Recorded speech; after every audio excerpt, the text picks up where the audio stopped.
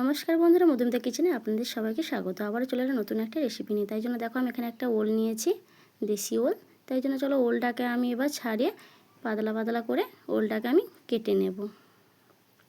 ওই ওলটাকে যত পাতলা করে কাটবে তত কিন্তু সিদ্ধ সুন্দরভাবে হবে।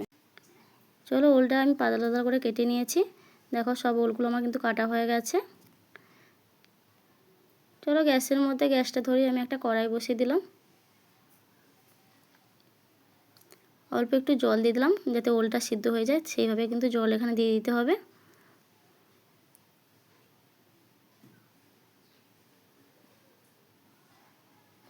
জলের মধ্যে নুন আর অল্প একটু হলুদ দিয়ে আমি মিশিয়ে নেব জলটা একসঙ্গে। এবার কেটে রাখা ওলগুলো আমি জলের মধ্যে দিয়ে দেব সিদ্ধ হওয়ার জন্য। এখানে কিন্তু ওলটাকে ভালোভাবে সিদ্ধ করে জলটা ফেলে দিতে হবে, তাই জন্য আমি সিদ্ধ করতে বসিয়ে দিলাম। চলো কিছুক্ষণের জন্য আমি এটাকে ঢাকনা দিয়ে সিদ্ধ করে দেওয়ার জন্য বসিয়ে দিলাম।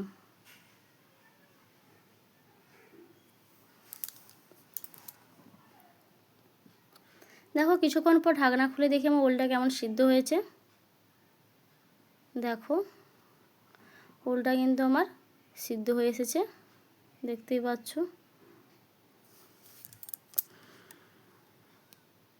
চলো গ্যাসের ফ্লেমটা বন্ধ করে দিই। একটা পালির মধ্যে এবার আমি ঢেলে নেব।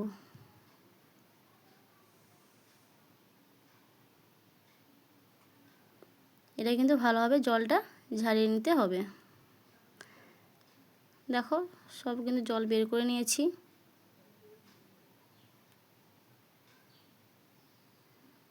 চলো জলটা ফেলে দিয়ে আসি। দেখো জলটা আমি ফেলে দিচ্ছি। এবার আমি বেলার মধ্যে ওলটাকে আমি ঢেলে নেব।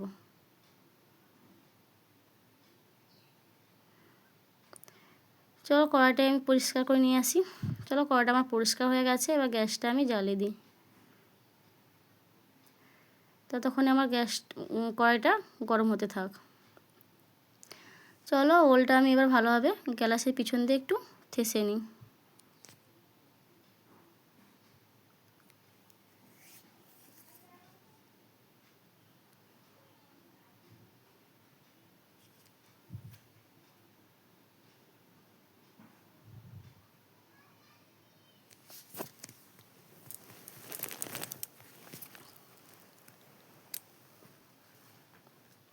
দেখো আমার ঠাসা হয়ে গেছে। এবার অল্প একটু জল দিয়ে দিচ্ছি। জল দিয়ে আমি একসঙ্গে আবারও মিশিয়ে নেব।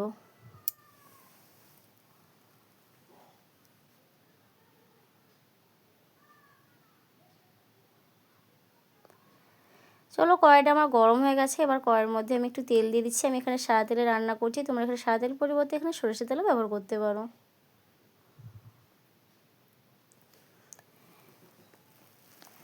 তেলটা আমার গরম হয়ে গেছে। এবার এখানে দুটো শুকনো লঙ্কা আমি মাঝখানে ফাঁক করে দিয়ে দেব। শুকনো লঙ্কাটাকে আমি ভালো করে আগে ভেজে নেব।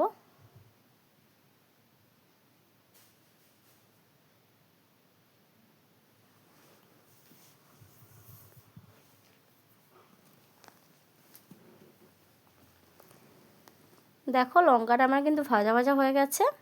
এবার আমি তেজপাতা একটা দিয়ে দেব, কিছুটা পাঁচ ফোড়ন দিয়ে দেব, অল্প একটু তেলের মধ্যে হলুদ দিয়ে দেব যাতে আদা বাটাটা তেল ঠিক টেনে আসে। তাই জন্য এবার আদা বাটাটা আমি তেলের মধ্যে দিয়ে দেব।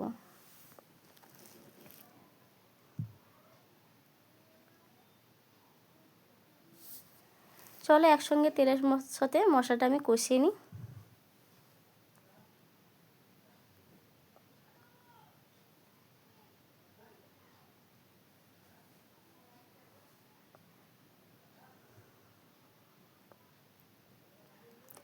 চলো এখানে অল্প একটু লঙ্কার গুঁড়ো দিয়ে দেবো। এখানে যে যেমন ঝালটা খাও সেভাবে কিন্তু ঝালটা ব্যবহার করতে পারো।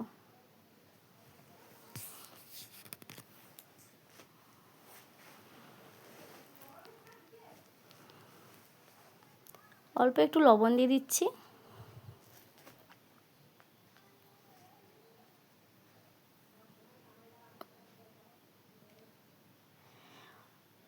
ধনে গুঁড়ো দিয়ে দিলাম,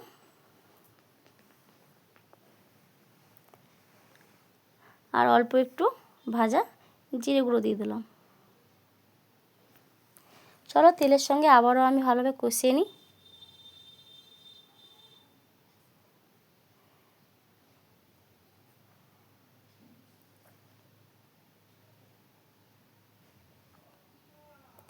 এবার সিদ্ধ রাখা ওল সিদ্ধটাকে আমি দিয়ে দেব মশলার সাথে, দিয়ে আমি আবারও একসঙ্গে মিশিয়ে নেব যাতে মশলাটা একসঙ্গে মিশে যায়। একসঙ্গে ভালোভাবে কিন্তু মিশিয়ে নিতে হবে। অল্প একটু আমি জল দিয়ে দিলাম, আবার একসঙ্গে মিশিয়ে নেব।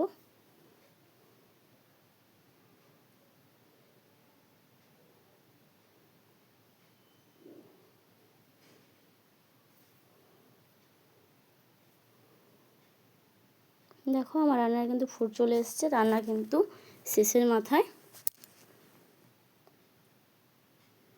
দেখো কত সুন্দর লাগছে। এইভাবে একবার ঝাল ওল ঘন্ট রান্না করে দেখো, খেতে কিন্তু দারুণ লাগে। চলো কিছুটা আমি এখানে গরম মশলা দিয়ে দিলাম,